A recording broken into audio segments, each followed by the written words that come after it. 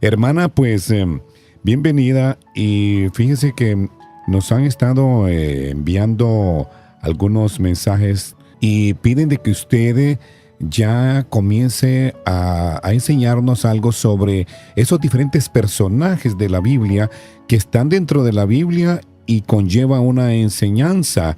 ¿Qué le parece a usted eso, hermana? Pues me parece muy bien, hermano, porque todo lo que quedó escrito es para ejemplo, para aprendizaje, para enseñanza. Y así es que estoy totalmente de acuerdo con lo que piden los hermanos. Ya saben, hermanos, escríbanos, estamos para servirles. Qué bueno que le están escribiendo también al hermano Henry, porque eso es magnífico que estemos en comunicación. Sí, hermana, pues mire, de inmediato nos están preguntando sobre María Magdalena. Hermana, aquí hay una pregunta que me dicen que a qué se dedicaba María Magdalena antes del encuentro con Yeshua y si realmente era una pecadora. ¿En qué momento, en el contexto de la vida del paso de Jesús por acá, aparece María Magdalena, hermana? Bueno, pues para muchos cristianos y católicos en especial es muy sencilla, la respuesta es casi obvia. María Magdalena la han tenido la iglesia mayoritaria como una pecadora pública, como una prostituta. La tradición cristiana, que es donde va Vicente, donde va la gente, también ha creído el mismo cuento, y una abundante iconografía corrobora en esta respuesta. Es más, hermanos, si nosotros vemos las pinturas que se han hecho de María Magdalena, los cuadros y las pinturas, la vemos con ropa totalmente provocativa, con mantos escarlatas que significaban la lujuria, que solo lo llevaban las mujeres públicas, el cabello suelto, que lo usaban nada más la mujer ligera en ese tiempo. Sin embargo, si queremos apoyar esta afirmación en las Escrituras, nos llevaremos una sorpresa, porque en ningún lugar del Evangelio dice que María Magdalena fuera prostituta, ni siquiera que fuera pecadora, ni siquiera.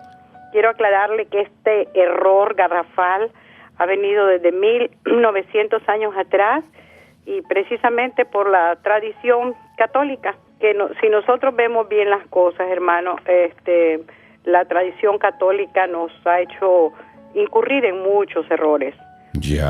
Pero ellos son los mayoritarios, así es que no se les puede tocar mucho, porque cada vez que yo digo algo de los católicos me llueven las llamadas feas y horribles, pero yo los bendigo a todos, que les vaya muy bien y que se instruyan y que lean, que no solo crean los cuentecitos del Padre, sino que vayan a la Biblia. Hermana, ¿y entonces de dónde procede la información que desde ese siglo se maneja sobre ella? Bueno, la información viene precisamente de la Iglesia Católica. O sea que ellos inventaron eso, que era prostituta la María Magdalena. Ajá, la tradición católica no nos dice, por ejemplo, mucho acerca de cómo María Magdalena fue discípula de Yeshua, que esa es la importancia que tiene María Magdalena. Pasó ella y fue relegada por la Iglesia Católica a un personaje secundario, a pesar de que era importantísima al lado de Yeshua. Es más, aportaba bienes para mantener como Susana y las otras mujeres que estaban alrededor de él. Vamos a decir, relegamiento, que no sé si esta forma de relegarla que sufrió María Magdalena ha sido relacionada con muchos autores católicos y bastante machistas que subordinaron a la mujer en la iglesia, lo cual yo no voy a dar mi opinión al respecto. La opinión que ponen algunos teólogos, especialmente los católicos, que era para guardar a la iglesia y que solo Santa María, la madre de Yeshua HaMashiach, fuera venerada con hiperdulia. Averigüen, católicos, esa palabrita, hiperdulia, mientras que los apóstoles y los otros santos con dulia, para que no le hicieran, como quien dice, mosca, dicen en México. En Nicaragua dicen que no le haga la competencia a María. La sombra a María. Sí, la sombra. Le quiero decir que hasta 1969, hermano, o sea, solo hace 43 años, la Iglesia Católica retiró del calendario litúrgico el apelativo de Magdalena la Penitente, adjudicado a ella siempre, Asimismo, desde esa fecha dejaron de emplearse en la liturgia, la festividad, la lectura de Lucas 7, de aquella mujer pecadora que le limpia los pies a Jesús, porque tenemos que hablar de que en la Biblia habían 3 Marías, hermano. Para comenzar a responder realmente todo esto, tenemos que referirnos a 3 personajes bíblicos que se identifican como una sola persona. Era María Magdalena, María la hermana de Lázaro y Marta, y la pecadora anónima de Lucas 7 que unge los pies a Jesús. Allí se hizo una cosa se revolvió mucho el asunto, y entonces las personas han tomado su propia, vamos a decir, opinión, y cuando una iglesia tan grande como la mayoritaria dice este es penitente y la vamos a poner así, esta confusión durante siglos lo ha manejado la Iglesia Católica como prostituta. De allí fuera la costumbre de utilizar el nombre de Magdalena, hermano, como un eufemismo para designar a las meretrices y a los hogares de recuperación de prostitutas. Se llaman casas de la Magdalena. Imagínese. Y en la Edad Media todas las hijitas que le nacían a las mujeres fuera de su matrimonio les ponían el nombre de Magdalena. Incluso algunos la consideraron la patrona de las prostitutas. ¡Qué barbaridad! Sí, hermana, sin embargo ya vimos que según el Evangelio, ella ha sido una mujer que estuvo muy enferma, curada por Jesús, que lo siguió incondicionalmente, que estuvo presente en la crucifixión, que asistió a su sepultura, que fue testigo de su resurrección y que fue la primera que le confió la tarea de proclamar que Cristo venció a la muerte. Ya. Así es que con esto creo que se contesta eso. La pregunta quedó contestada. Nos queda en el aire todo lo de las Marías, que sí. Eso puede ser bueno. Bueno, pero antes de todo, ¿a qué se dedicaba María Magdalena, hermana? Ella era una joven que nació precisamente en la ciudad de Magdala, junto al lago Tiberíades, que es el lago de Genezaret o Mar de Galilea, vienen siendo los 3 mismos. Yo siempre le digo a mis hermanos que busquen estas cosas porque es muy interesante conocer la geografía, la historia de Israel, y puede que si usted lo hace, puede a través de la palabra conocer mejor las historias bíblicas, porque no es nada más, María Magdalena, ¿quién era? Pues era una joven judía que vivía allí muy enferma, porque lo dice Lucas también y también lo dice Juan, y usted sabe que la Biblia dice que sacó de ella 7 demonios, pero los demonios son enfermedades también, hermano. Ya. Y no es precisamente pecados. Porque acuérdese del joven, aquel que dice mi hija está endemoniada, era una niña jovencita, chiquita, que fue un demonio de una enfermedad. Entonces, por eso, pero tenemos que seguir, yo creo que más adelante o más atrás, claro. Porque este tema, pues como todos los temas de la Biblia son enormes, hermano. Sí, ya. Déjeme decirle que en las iglesias nunca, cuando hay reuniones de mujeres, hablan de la importancia de María Magdalena. Ponen de ejemplo a cualquier mujer, a cualquiera de todas las de la Biblia. Pero María Magdalena, que fue una discípula de Jesús, que estuvo presente en los eventos más importantes de Yeshua HaMashiach, no la tocan jamás. O sea que no sí. cuenta porque tiene un historial muy tremendo que le hizo la propia Iglesia Católica para relegarla y dejarla en segundo término, siendo que fue tan importante como los mismos apóstoles.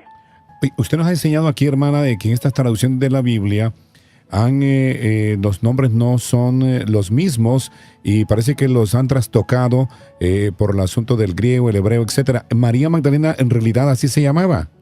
No, hermano, no se llamaba María Magdalena, aunque lo digan 30,000 veces los evangelios. Bueno, las veces que la mencionan. ¿Cómo se llamaba ella? Miriam de Magdala. Para empezar, le quiero comentar, hermano, que todas las veces que ustedes vean María, la misma María, madre de Yeshua, no era su nombre María, sino Miriam. Miriam se llamaba la mamá de Jesucristo. Miriam. Sí, señor. Las traducciones de todas las veces que aparece María será Miriam para el hebreo, apostólicos y romanos. Tiene mucha influencia porque ella en realidad se llamaba Miriam de Magdala. Como Jesús se llamaba Yeshua de Nazaret. Si a Jesús le pudieron cambiar el nombre y le pusieron Jesús y le quitaron el Yeshua.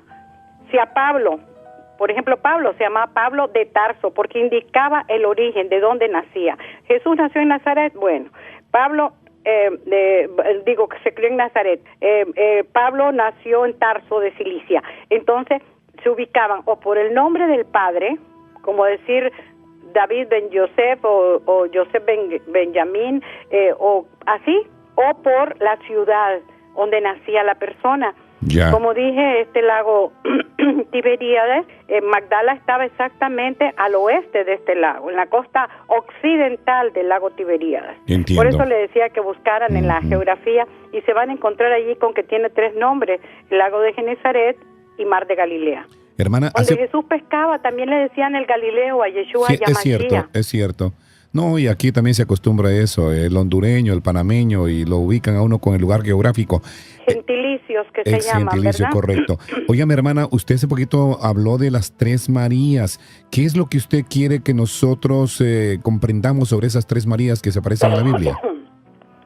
Bueno, hermano, que en la Biblia hay una tremenda confusión, sobre todo para los que la leen, debido a la forma en que está escrita y que no tienen a veces el conocimiento, y un pastor le habla de María Magdalena como la pecadora, el otro le dice que no, que era Marta, María la hermana de Lázaro y Marta la que lo ungió, y también aparece María Magdalena como la endemoniada. Entonces tenemos a 3 Marías aquí. Pero bueno, yo quisiera decirles algo bien importante. Ahora sí tomen papel y lápiz, porque no me gusta hablar por mi propia cuenta. Tengo las citas bíblicas para que usted vaya a la Biblia y se desenrede solito y le pida al Señor que le hable claro. Vamos a hablar ya de Miriam de Magdala, porque ya sabemos su nombre, hermano. Se llama Miriam de Magdala, no es María Magdalena. Así es que su nombre completo ocupa el primer lugar de las mujeres que acompañan a Yeshua. Esa es la realidad. La podemos encontrar en Mateo 27:56, en Marcos 15:47, en Lucas 8:2. Vemos que Miriam de Magdala está presente durante la pasión del Señor en Marcos 15:40, al pie de la cruz con la madre de Yeshua en Juan 19:25. Luego observa cómo sepultan al Señor en Marcos 15:47. Llega antes que Pedro y que Juan al sepulcro en la mañana de la Pascua. Ojo, Shabbatón, para los que después vamos a hablar de la Cuaresma y luego vamos a ver eso. Juan 20:1-2. Es la primera a la que se le aparece Yeshua resucitado en Mateo 28:1-10, Marcos 16:9, Juan 20:14. Y aunque no lo reconoce y lo confunde con el hortelano según Juan 20:15, es enviada a ser apóstol de los apóstoles en Juan 20:18. Tanto Marcos como Lucas nos informan que Jesús había expulsado de ella 7 demonios. Hago la observación, ni Marcos fue discípulo ni apóstol de Yeshua HaMashiach, ni Lucas tampoco. Ninguno de los dos, ellos fueron apóstoles. Marcos escribió lo que oía de Pedro y Lucas escribió después de sus investigaciones, como lo pueden encontrar en Lucas 1. ¿Por qué escribió él? Dice que se puso a investigar y que encontró que las cosas eran ciertísimas y las puso en orden y se le escribió a Teófilo.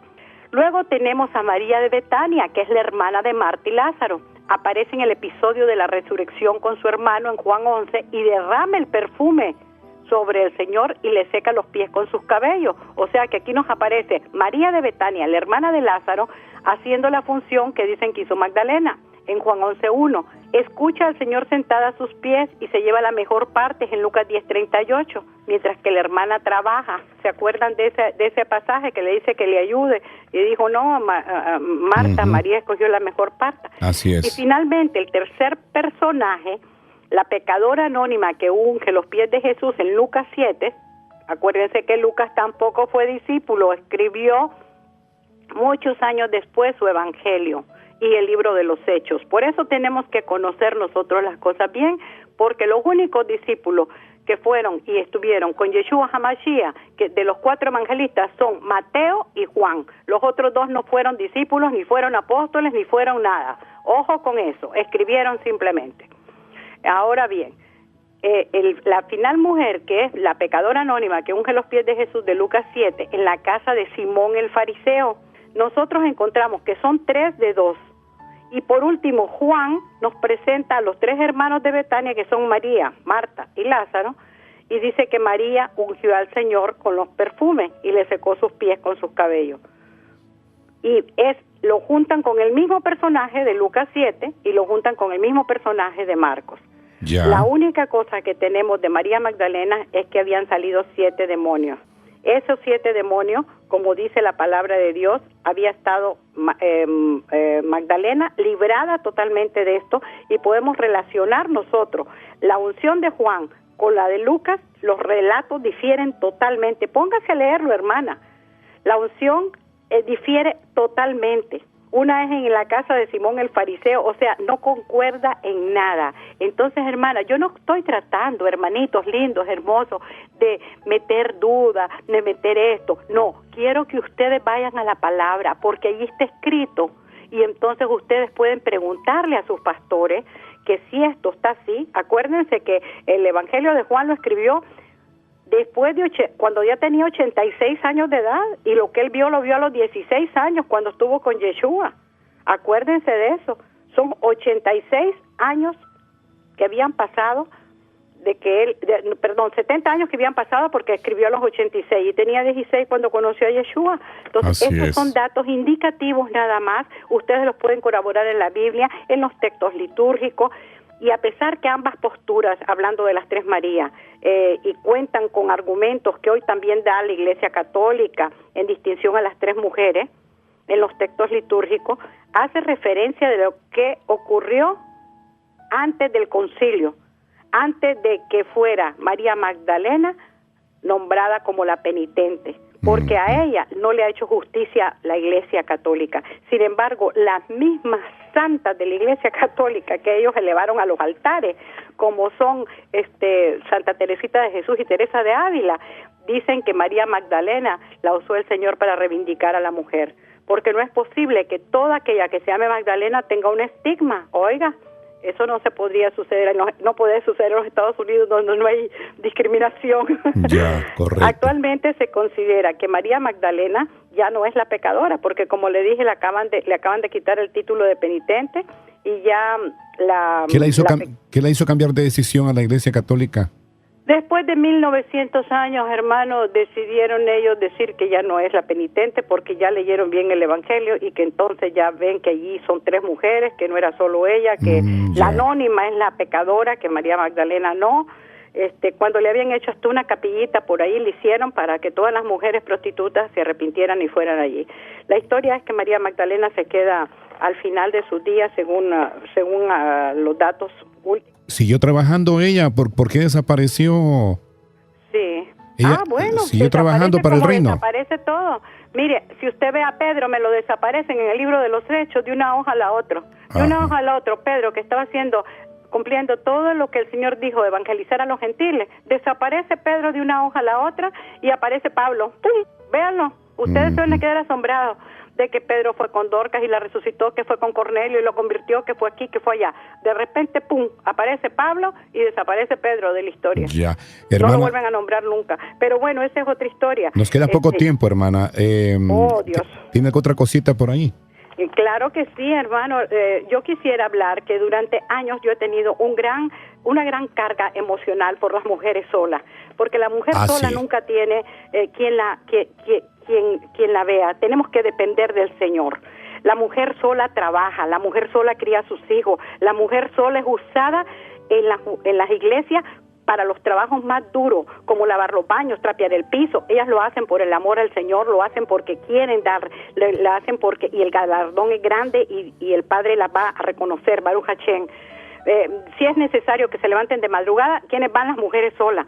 ¿Van los hombres ahí? No van. El culto en los hogares, la mujer prepara la comida, pone la mesa, atiende a las personas, lava los trastos, y es el hombre el que dirige la cuestión. En la intercesión, la mujer tiene que ser la intercesora. Yo no conozco un grupo de varón en todos estos años que sean varones intercesores. Verdaderamente sería un gusto saber. Cuando en la iglesia se juntaban más de 5 hombres en la madrugada, yo gritaba aleluya y daba gracias al Señor, porque por fin habían varones madrugadores. Cuando habían 5 nada más y habíamos 50 mujeres, pero por supuesto era muy muy difícil, pero es cierto. La mujer ha sido como la oveja perniquebrada que Yeshua HaMashiach cargó en sus brazos y la llevó a su redil. La mujer realmente necesita el apoyo de una congregación. La mayoría de las congregaciones se jacta y dice, esta iglesia es una iglesia de familia. Entonces la mujer es relegada otra vez, la mujer sola que está criando a sus hijos, luchando, partiéndose el alma por hijos, por casa, por trabajo y por todo. También, hermanos, ya es hora que el pastor, la esposa del pastor visiten, conozcan las necesidades de todas estas hermanas que con tanto amor sirven. La mujer sola es la que más le da a una iglesia. No le dará dinero porque casi no tienen tanto dinero como puede dar un señor que se dedica a trabajar en una gran empresa, pero le da su corazón, le da su trabajo, le da su tiempo y todavía es relegada. Y nunca hay un evento para las mujeres solas, viudas, quedadas, solteras, abandonadas, dejadas, divorciadas. A ver, yo quiero ir a esas grandes macroiglesias haciendo, no para todas las mujeres, especial y únicamente para las mujeres solas, porque la mujer sola necesita el apoyo de una congregación. La mujer casada tiene a su marido, sus hijos y tiene una familia. La mujer sola necesita el amor de una congregación. Entonces, yo confío, hermana, que esta palabra que estoy hablando el día de hoy y que durante tantos años hemos visto que la iglesia mayoritaria cambió y desechó a las mujeres que han servido a Jesús, la iglesia católica que ha hecho a gente santa, que es un demonio, y a demonios convertidos en santos. Por favor, hermano, lea su Biblia, indague, escudriñe. El conocimiento y la investigación lo llevará a la verdad, la única que nos hace libre, como yo le digo. Así es que confíe plenamente en el Señor. Yo le quiero dejar esto como un mensaje. Hermanos, los que estén oyendo, la mujer sola necesita apoyo más que nunca, porque hombre y mujer de su casa es la que se parte el alma y la que más sirve en una congregación, es la que siempre está dispuesta para el Señor. Gracias por haber estado el día de hoy en sintonía con nosotros, y quisiera decirle que también Sor Juana Inés de la Cruz dijo esto: hombres necios que juzgáis a la mujer sin razón, sabiendo que soy la ocasión de lo mismo que culpáis. Yo creo que como todos los que escribieron eran hombres, también siempre la mujer tenemos la culpa de todo, desde Eva hasta el día de hoy. Así es que, hermanos, reivindiquemos a la mujer sola. María Magdalena estuvo al pie de los eventos más importantes en la vida de Yeshua HaMashiach. Y la sierva Lourdes Etienne les bendice en el nombre de Yeshua HaMashiach.